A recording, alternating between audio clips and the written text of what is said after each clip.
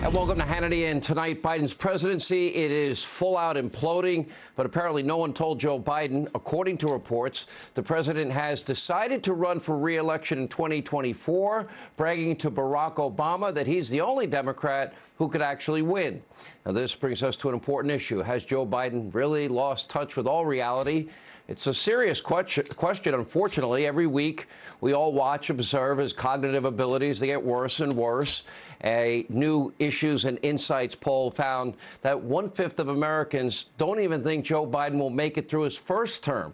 Only 45% think it's very likely that he will make it all 4 years this term. And today at a tiny event in New Hampshire, well, Joe is in rare form as usual. Take a look. Maine, New Hampshire, America have gone on the mend. They're not on the mend any longer. They're on the move.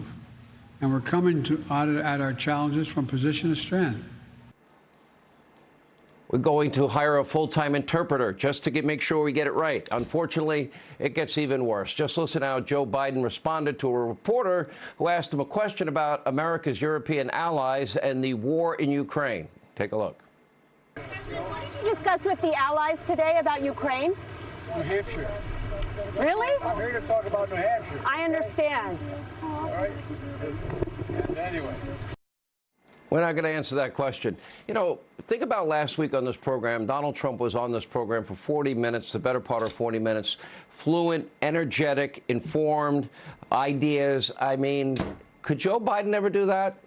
Now, the president only wants to talk about New Hampshire, except apparently when he needs to blame our economic woes and everything else on Vladimir Putin. Take a look. Let's be absolutely clear about why we have such high prices now. There are two reasons. First was COVID. And the second big reason for inflation is Vladimir Putin. Not a joke. Not a joke. Not a joke. It's Putin. It's COVID. He looks tired, doesn't he? Anyway, Biden once again making excuses for his own economic decisions and failures, his own energy decisions and failures. He injected trillions of dollars of cash into an already hot economy. He restricted all oil and gas drilling and exploration all over the country. We showed you these charts last week. We'll show you again tonight. We already had a 40-year high of inflation months before Russia invaded Ukraine. Gas prices were up dramatically long before Russia invaded Ukraine. Joe is just lying, just like he lied that he never had a single discussion with zero experience Hunter about his foreign business dealings. But the big guy, we now know, had many discussions and dinners and meetings. But now Joe refuses to accept responsibility for pretty much anything. It's always someone else's fault. The buck doesn't stop with him, and it's all out of control. Anyway, the buck, I guess, stops with us. It seems like he'll never take any responsibility for anything. But the reality is we have a president of the United States in an obvious, steep cognitive decline, and a former law school cheat and plagiarizer, always lacked integrity. And that's kind of like the Biden way, like father, like son. We are now hearing, by the way, according to my sources tonight, big news surrounding Hunter Biden's criminal investigation is forthcoming. This administration is a disaster on so many fronts, and frankly, it's hard to keep track. If that happens to Hunter, let me tell you something. These emails implicate his father, Joe. And if you just switch the last name to Trump, you know the media mob would have a very different reaction. And now with Biden's poll numbers cratering to historic lows, NBC, new low, CBS, new low, Fox News, new low, 33% new low with Quinnipiac. The White House has a big plan to turn things around. They want Joe Biden now to focus more on domestic issues. Really? That's the plan? Will he finally head down to the southern border? Is he going to cut taxes to ease the burden of inflation? Will he unleash domestic production of oil and gas to reduce prices at the pump? Spoiler alert.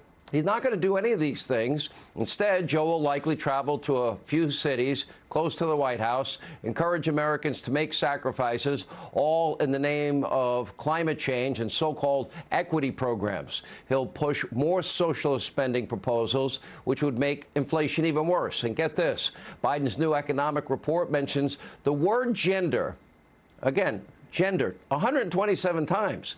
Inflation is only mentioned 87 times. Explain that to your kids.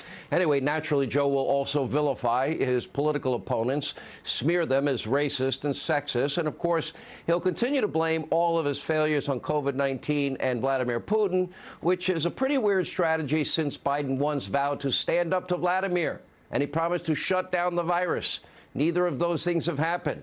And now, not only did Biden utterly fail to shut down the virus, but his administration can't even get their messaging straight on whether or not you, the American people, should be wearing a mask on a plane or a train. Now, yesterday, a federal judge in Florida struck down Biden's mask mandate, but we still don't know if the administration will appeal the ruling. At one point today, Biden said that wearing a mask was an individual choice.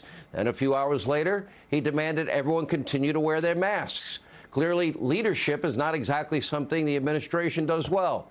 And that's because Joe Biden is not a leader. He's corrupt, he's cognitively struggling, he's a career politician who is a few decades past his prime. I have no idea if he'll actually run for re-election, but I do know that almost no one outside of the White House wants another 4 years of Joe Biden. Hey, Sean Hannity here. Hey, click here to subscribe to Fox News YouTube page and catch our hottest interviews and most compelling analysis. You will not get it anywhere else.